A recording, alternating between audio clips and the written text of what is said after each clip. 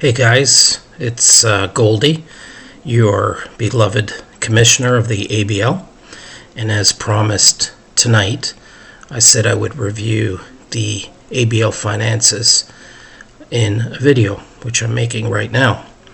And the first part of the video is going to go through what revenue sharing would have looked like based on last year's results if we had 24 teams instead of the 28 teams we had last year.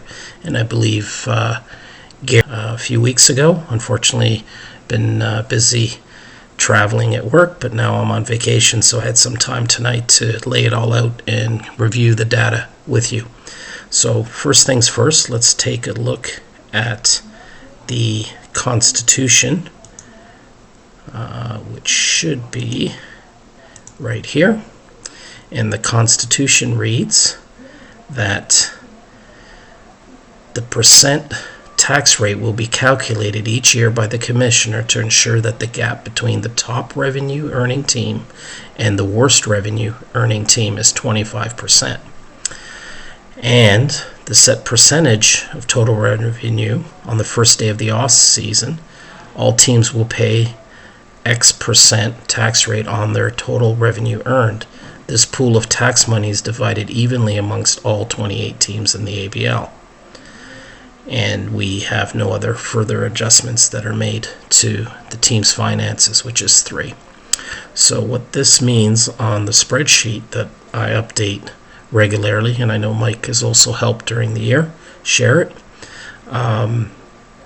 looks as follows. So basically that 75% is this number here as per the Constitution. So we kind of back calculate the tax rate to get this ratio at 75%. So what this means is whatever the adjusted payment or refund based on revenue sharing is for the highest earning revenue team, which last year was Maple. So we take this number, the 198 million, which is I2, and we times it by 0.75. We get a number that is very close to the worst revenue earning team after all the adjustments are made, which would have been Omaha last year, which is now Hawaii this year. And you can see that the number's pretty close here, just round off errors. So that's how we calculate that. So based on this number, we know that a 69% tax rate is the number that gives us this 0.75. So for example, if I switch this to 60% and I copy it all the way through for each team, you notice now the ratio is 0.69. So it doesn't meet the 0.75 ratio requirement from top to bottom. The gap is too wide. So that's how I kind of iterate this number to come up with this 0.75. So it's kind of working backwards. So if we go back, we see the 0.75 works with a 69% tax rate. Where that is in the game, which you don't see if you're not a commissioner, is you go to league settings, which is not available to you, and you go to financials. You can see last year we had 70% down here, and we use revenue sharing set percentage of income. So again, before the last day of the season, I go in and I manually update this number. So if we had 24 teams based on last year's results, I would have put 69% here. So hopefully that makes sense. So back to the spreadsheet. So of interest, the first thing that you're going to see is there's a couple of columns. So this column is the refund or payment that the teams would have got based on 24 teams in the league, removing the 4 contracted teams. And I've also created a column here based on what really happened last year. And then I've put the difference. And you can see that across the board, from Maple to Hawaii, that the net difference is all green. So in other words, by going to 24 teams instead of 28, everyone would have either paid less or received more money.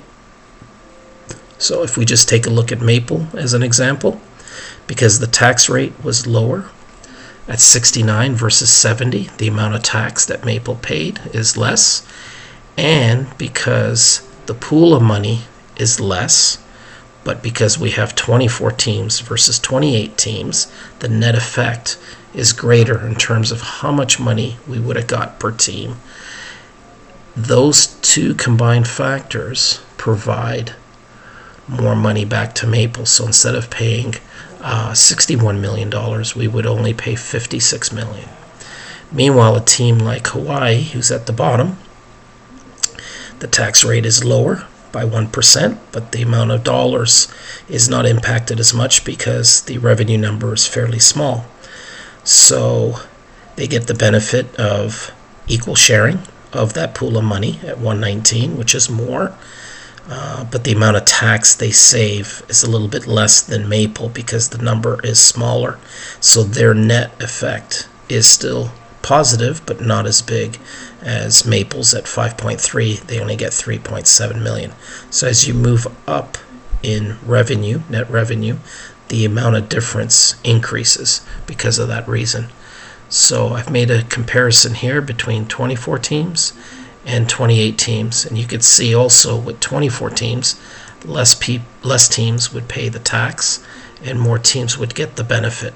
So I think this will be good news moving forward for the league, and I'm also hopeful that the bottom end teams here, bottom end teams like Hawaii, Bloomington, and San Diego, and Oklahoma City, and Jersey, improve their teams through the contraction draft, and also hopefully through the annual draft here. They'll improve over time, making the gap that we see here and also here and here smaller, which means less tax, which means a better benefit for everyone. And I think that's good for the health of the league. And you can see, the total revenue last year without the 4 teams was still over $4 billion. When we first started the league, we were just over $2 billion.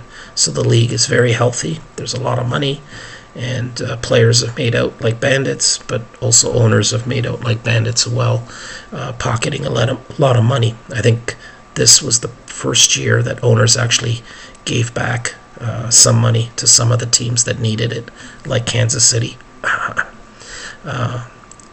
So that's also some good news. So hopefully this explains a little bit more about the sheet. If you have any other questions, please just let me know. I'll send a screenshot of this and post it on Slack in one of the channels so you have a copy of it as well. Have a good one.